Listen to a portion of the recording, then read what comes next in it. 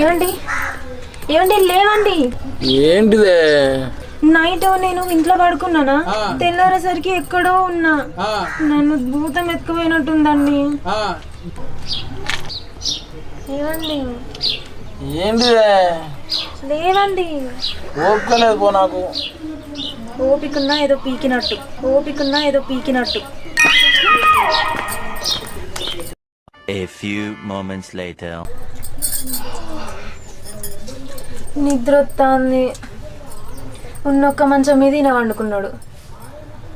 దొడ్లో ఒక మంచం ఉన్నది కదా, పోయి అక్కడ వండుకుంటా చక్కగా.